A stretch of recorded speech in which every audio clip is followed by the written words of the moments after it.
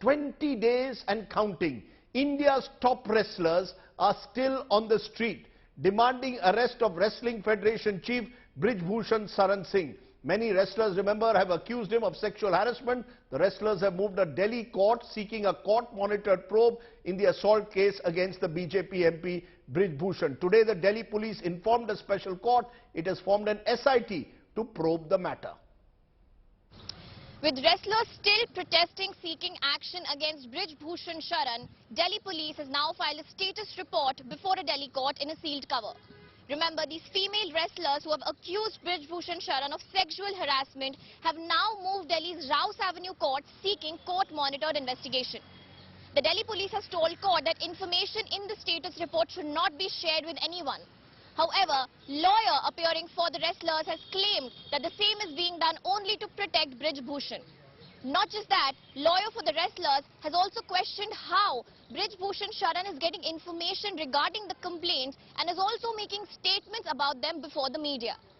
Delhi police has told court that the SIT will now be investigating this matter. The court has decided to go ahead with the case after the statements of the complainants are recorded. The case will next be heard on 27th May, which is when we'll see if the court decides to interfere in the investigation in this case. With camera person Ashwani from New Delhi, this is Srishti Ojha, India Today. So, is a breakthrough possible at all in the standoff between the Wrestling Federation, the Sports Ministry on the one side and the protesting wrestlers on the other? Well, just a couple of days ago, I hit the street to find out why the women wrestlers or our wrestlers in general remain angry. Wrestlers को गुस्सा क्यों आता है? Listen in.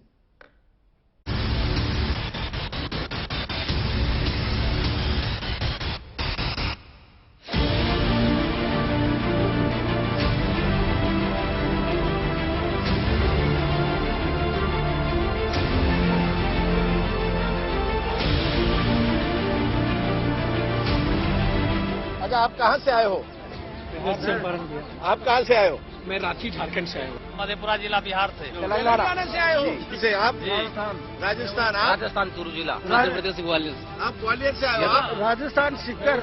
आप करने क्या आए हो? यहाँ आकर क्या फर्क पड़ेगा? यार फर्क पड़ेगा कि अपनी बहनों को न्याय दिलाने के लिए, इंसाफ दिलाने के लिए ये जो भूषण है इनको जेल भिजवाने के लिए आए हैं। सरकार कह रही है कि ये सब राजनीतिक हो गया है, अलग-अलग पार्टी में हम देश से जुड़े हैं। या तो ये घुटनों के बल बैठ कर सिर झुकाकर जीते या ये सर उठाकर मरे। भारतवर्ष में नहीं, पूरी दुनिया में जब झंडा ऊपर होता है तो हम लोग की आंख में आंसू आ जाती है और ये इस तरह यहाँ बैठेंगी। किसान आंदोलन को आने की क्या जरूरत है? दरअसल बेटियां भी तो हैं किसी की, तो अगर इसका मतलब किसान को हक नहीं है आने का।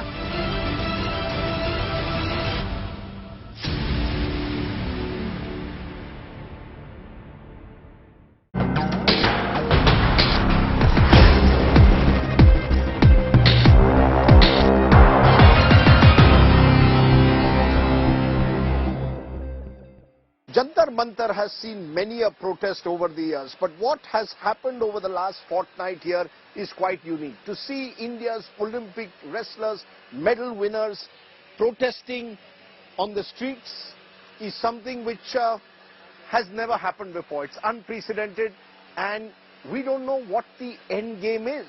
That's what I want to find out because I'm joined by Bajrang Punia. कैसे हो? संगीता कैसी हो? विनेश कैसी हो?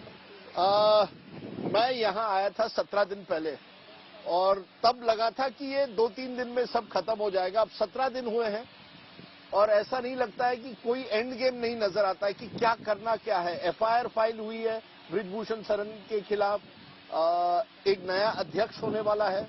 अब क्या चाहती हैं? अब मैं देख रहा हूँ आप अरेस्ट चाहती हैं उनका।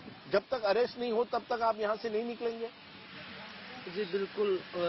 देखिए एफआईआर तो उनके ऊपर पहले भी है, बहुत सारी केस पहले भी है, 302 का भी है केस। और एफआईआर से अगर कुछ होता तो पहले भी हो जाता, जब तक अरेस्ट नहीं होता उनके ऊपर कार्रवाई नहीं होती। नहीं, पर पहले आपकी मांग थी एफआईआर, पहले आपकी मांग थी कमेटी बनाए, उसके बाद थी एफआईआर हो, वो सब हुआ है। अब कह रहे हैं कि अरेस्ट हो। अरेस्ट तो पुलिस करेगी, अरेस्ट कार्रवाई के बाद होगी। देखिए पहले कमेटी की हमने नहीं बोला, कमेटी बना के तो हमें आश्वासन दिया गया था और कमेटी बनने के बाद हमारे साथ जो हुआ वो सभी देशवासियों को भी पता है। क्योंकि कमेटी सारा उन्हीं के लोग बैठे थे, उन्हीं के हिसाब से चल रहे थे। और जब वो बोल रहे कि भाई कमेटी का इंतजार नहीं किया, खेल मंत्री जी का भी एक बयान आया था कि कमेटी के फैसले का इंतजार नहीं किया। हमने तो इंतजार किया था। ब्रिजभूषण अपने घर में ही नेशनल चैंपियनशिप करवा रहे थे, वो उन्हीं के लोग बोल रहे हैं कि भाई न्यूज में निकलवा रहे, खिलाड़ियों ने कुछ भी नहीं दिया। बोला सोर्सेज बोल रहे हैं कि खिलाड़ियों ने कोई प्रूफ नहीं दिए, कोई ऐसी चीज नहीं थी कि उनके ऊपर कार्रवाई की जाए। कमेटी ने तो उनको क्लीन चिट दे दिया था। तो आपको कमेटी में विश्वास नहीं था, क्या अब आपको विश्वास है कि अब एफआईआर फाइल हुई है? क्या आपको लगता है जब तक अरेस्ट नहीं हो तब तक आप यहां से हटेंगी नहीं? सर देखिए, एफआईआर भी सुप्रीम कोर्ट ने जब आदेश दिया 6 दिन के बाद में लॉन्च हुई है। अगर कोई नॉर्मल इंसान एफआईआर के लिए जाता है, 7 लड़कियां हैं, उसमें पोस्को भी है, उसमें एफआईआर नहीं होता है, तो आप सोचिए विश्वास किस चीज पे करें? पुलिस पे हम विश्वास किस चीज पे करें? और आपने पुलिस को सभी जानकारी दे दी है, पूरी जानकारी पुलिस के पास है? अब 7 लड़कियों ने कंप्लेंट्स दी थी, पुलिस को दे दिया था सब एविडेंस जितना भी है पूरा दिया है, जो भी आपको कहना था। के लिए एविडेंस की जरूरत ही नहीं होती सर। एफआईआर के लिए अगर किसी लड़की ने बोल दिया कि हमारे साथ में गलत हुआ है तो एफआईआर लॉन्च करो ना। और पोस्को एक्ट में कोई नॉर्मल इंसान अगर होता है तो उसको अरेस्ट करके इंटेरोगेशन में लिया जाता है।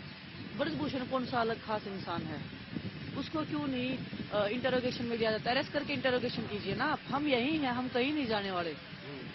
हम प्रोसेस में हम विश्वास करते हैं, ऐसा नहीं है, लेकिन दिल्ली पुलिस पे हमारा विश्वास नहीं है। दिल्ली पुलिस पर नहीं है विश्वास? 6 दिन एफआईआर नहीं किया सर, कैसे विश्वास करें? तो पर फिर किस पे विश्वास होगा? सरकार पे नहीं है, कमेटी पर नहीं है, पुलिस पर नहीं है, तो किस पर होगा? कमेटी किसने बनाई थी? स्पोर्ट्स मिनिस्ट्री ने। स्पोर्ट्स मिनिस्ट्री को फर्क ही नहीं पड़ता। 17 दिन से हम यहाँ बैठे हैं, हमको कोई फर्क ही नहीं पड़ता, कोई जिए कोई मरे।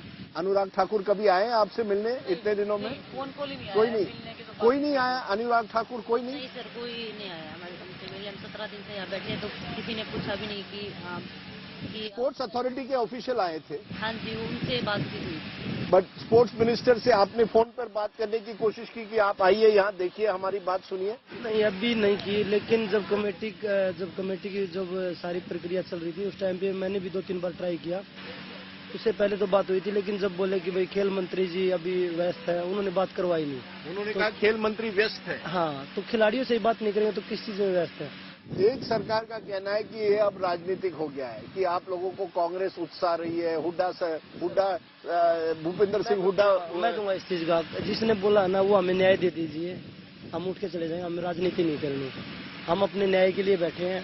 जो भी राजनीति मुद्दा इसको बना रहा है या बता रहा है, आप आ जाइए, हमें न्याय दे दीजिए, हम उठ के चले जाएंगे। क्योंकि अगले साल हरियाणा में चुनाव है, तो कह रहे हैं हुड्डा परिवार आपको प्रोत्साहित कर रहा है। अब किसान संगठन भी आ गए हैं। आपसे ये पूछना चाहता हूँ कि जो लोग बोल रहे हैं कि इसमें राजनीति है, अगर आपकी बहन बेटी के साथ होता तो आप यही सवाल करते क्या कि राजनीति हो रही है, कि वो लोग राजनीति कर रहे हैं?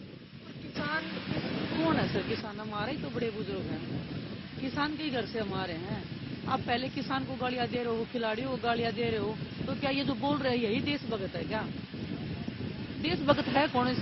मतलब जवान को भी कुछ छोड़ा नहीं, किसान को भी छोड़ा नहीं, खिलाड़ियों को भी छोड़ा नहीं, तो देशभक्त है कौन अपने देश में? मैं तो यही समझ में नहीं आ रहा। ये जो किसान आए हैं, जो अन्य पॉलिटिकल दल आए हैं, आपने उनको बुलाया या वो खुद आ गए हैं? हमने अनाउंसमेंट किया था कि कोई भी पूरे देश में से कोई भी हमारा समर्थन कर सकता है। सभी लोग नैतिक समर्थन कर रहे हैं, तो इसमें मुझे समझ नहीं आता इसमें बुराई क्या है। आपका क्या होगा? क्या एशियन गेम्स है, ओलंपिक्स है, क्या कहीं आपको अब लगता है कि अब आप देश के लिए नहीं खेल पाएंगे? हम तो खेलना चाहते हैं सर, लेकिन स्पोर्ट्स मिनिस्ट्री को देखना चाहिए कि हम उनको हमारी जरूरत है कि नहीं है। शायद कोई राजनीति वालों को या कोई भी स्पोर्ट्स मिनिस्ट्री को फर्क ही नहीं पड़ता कि इसके खिलाड़ी क्या करते हैं क्या नहीं करते, क्योंकि मेडल पहले भी हम अपने दम पे लेके आए थे, आगे भी हमें लगता है कि हम अपने ही उसके ऊपर लेके आ सकते। वो कह रहे हैं आपको क्वालिफायर करना पड़ेगा, प्रोसेस करनी पड़ेगी। धरना छोड़िए, चलिए आइए प्रैक्टिस करिए। आज तक ये बताइए कि कौन सी क्वालिफाई करके नहीं गए? आज तक कोई टूर्नामेंट बताइए। जो लोग बोल रहे हैं ना, वो लोगों को भ्रमित कर रहे हैं कि भाई ये सीधा खेलना चाहते हैं। आज तक मैं ये पूछना चाहता हूँ कि कौन सी ट्रायल हमने नहीं दी। तो आपको ट्रायल के बाद ही आप जाएंगे, लेकिन कहीं ना कहीं ये जो अगर इसी तरह से कितने दिनों तक रहेंगे, ये सवाल उठता है। क्योंकि ब्रिजभूषण शरण सिंह ने साफ कहा, मैं इस्तीफा नहीं देने वाला हूँ। आप चाहते हैं कि वो अरेस्ट हो और एमपी पद से इस्तीफा दे। उनका कहना है नहीं देंगे, कोई सवाल ही नहीं उठता है। देखिए, एमपी वो जनता ने बनाया, अपने क्षेत्र से जीत के आया है। हम एमपी पद से इस्तीफा नहीं चाहते उनका कि भाई वो आप बस अरेस्ट चाहते हैं? हम जो एफआईआर पे कार्रवाई करके पे अरेस्ट। जो एलिगेशन लगे हैं रेसलिंग फेडरेशन से इस्तीफा दें और जो एलिगेशन लगे हैं उनको उनकी सजा मिलनी चाहिए। क्या आपको विश्वास है कि आपको न्याय मिलेगा? 17 दिन बाद कहीं लगता है कि यार ये कहाँ कितने दिन ऐसी, वो आपको एक तरह से कह रहे हैं कि चलिए अब आपको थकाने की कोशिश कर रहे हैं? सर कोई दिक्कत नहीं है, अगर हमारी थकाने से या हमारी कुर्बानी देने से अगर देश में कुछ एक चिंगारी आ जाती है, लड़कियों में लड़कियों की भलाई हो जाती है। ये सिर्फ एक रेसलिंग की बात नहीं रही है। अभी इतनी महिलाएं हमारे पास में आ रही हैं, इतनी छोटी छोटी लड़कियां आ रही हैं जिनके साथ में गलत हुआ है, उनको कभी एफआईआर लॉन्च नहीं हुई है या उनको डराया गया है या वो कभी बोल नहीं पाई। बाकी स्पोर्ट्स में भी? बाकी स्पोर्ट्स में नहीं, नॉर्मल रेसलिंग में? अब स्पोर्ट्स में भी आई हैं, स्पोर्ट्स में भी लड़कियां आई हैं हमारे पास में। अब वहाँ कैमरा है, क्या कहेंगी ब्रिजभूषण सिंह जी को? क्या कहेंगी? देखिए कैमरा, क्या कहना है? वो तो बेशरम आदमी है, उनका तो कुछ नहीं, वो तो जेल में जाएंगे तभी पुलिस ही कुछ कह सकती है उनके बारे तो में। तभी आपको एक तरह से राहत मिलेगी जब वो जेल में जाएंगे। आपको लगता है उनको सजा होनी चाहिए? ऐसे लोग बाहर रह के देश की संसद में बैठ कैसे सकते हैं? ऐसे दरिंदे जो इतनी लड़कियों के साथ गलत करके वो कैसे संसद में, संसद इतना पवित्र स्थान है, हमारे देश के संविधान का एक मुख्य पार्ट है संसद, वहाँ पे ऐसे लोग बैठेंगे तो लड़कियाँ कहाँ सेफ हो सकती हैं? ऐसे लोगों की जगह संसद में थोड़ी है सर, ऐसे लोगों की जगह जेल में ही है। बजरंग जी, संगीता, विनेश, आपने बात रखी, आपने साफ कहा है मुझे कि जब तक आपको न्याय नहीं मिले, और न्याय का मतलब है कि ब्रजभूषण शरण सिंह आप समझते जब तक वो अरेस्ट ना हो तब तक आपका ये आंदोलन नहीं, आपकी ये जो लड़ाई जो है वो जारी रहेगी। सच्चाई की लड़ाई जारी रहेगी। Thank you very much.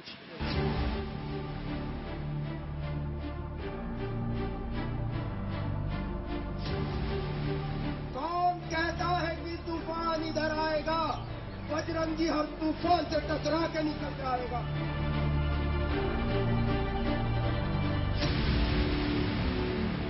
कितने दिनों चलेगा ये? सर जब तक न्याय नहीं मिल जाता, जब तक। न्याय का मतलब क्या है? न्याय का मतलब ये है कि अक्यूज के ऊपर जो एफआईआर की गई है, पहले हमारे बयान होंगे एंड देन कार्रवाई हो उचित। बयान तो आपने दे दिए हैं? नहीं, बयान लड़के अभी तक नहीं दिए? नहीं हुए हैं और 164 वाले नहीं हुए हैं। पुलिस डिले कर रही है अक्यूज को बचाने के लिए। और दूसरा, फेडरेशन पे से बिल्कुल उनका कब्जा हटना चाहिए, क्योंकि फेडरेशन में तो अब एडॉक कमेटी आ गई है, तो कहा जा रहा है वो हटेंगे वहां से। तो एक बार हटे तो कमेटी आप पे मैं कोई बिलीव नहीं है। कोई पिछली बार कमेटी पे हमने बिलीव करके देखा, उन्होंने हमारे साथ धोखा किया कि कमेटी बनाएंगे और आपको बहुत अच्छे से। नहीं, वो कह रहे हैं नए अध्यक्ष बनेंगे। नहीं, कमेटी एक वही बात है, ठंडे बस्ते में डालने वाली बात होती है। फिर 5-6 महीने हम वेट करते रह जाएंगे। अभी 3 महीने में क्या कर दिया था कमेटी ने। तो आप चाहती हैं कि वो अरेस्ट हो? हाँ, जो भी उचित कार्रवाई है, जो भी पुलिस जांच करेगी, जो भी कार्रवाई बनती है उन पे होनी चाहिए और फेडरेशन से उनको इस्तीफा देना चाहिए। और पुलिस कह रही है कार्रवाई शुरू हो गई है। नहीं हुई है कार्रवाई, बिना बयान होगी कैसे शुरू होगी? तो आप चाहती हैं कि कार्रवाई जब तक समाप्त ना हो, जब तक कोई ठोस नतीजे पर नहीं आए, तब तक यहाँ से नहीं हटेंगे? नहीं। कहीं ऐसा है कि एक डर का माहौल है कि ये इतने ताकतवर हैं, सरकार के खिलाफ एक तरह से आप बन गई हैं। कहीं डर है कि हमारा करियर खत्म हो जाएगा, अब हम रेसलिंग भी नहीं कर पाएंगे देश के लिए? सर, जब दोबारा प्रोटेस्ट पे बैठे थे ना, तो सिर्फ यही सोच के बैठे थे, हर चीज चाहे दाव पे लग जाए, करियर, जॉब, जान, कुछ भी लग जाए, लेकिन हमें बैठना था। क्योंकि पहली बार धोखे से उठाया और हमें झूठा साबित करवाया गया। क्यों? क्योंकि उसने दोबारा से फेडरेशन रन करना स्टार्ट कर दिया अपने ही नगरी में, अयोध्या में, वहां गोंडा में वो नेशनल्स करा रहा है, मेडल्स पहना रहे हैं, सारे काम कर रहे हैं। तो इसका मतलब तो ये हुआ कि हम झूठे थे जो हमने पहला प्रोटेस्ट किया। ये जितने भी लोग यहाँ हैं किसी पार्टी से नहीं है? नहीं, कोई पार्टी से नहीं। हमारा जो धरना है वो किसी पॉलिटिकल पार्टी को सपोर्ट नहीं करता, ना हम किसी पॉलिटिकल पार्टी को सपोर्ट करते।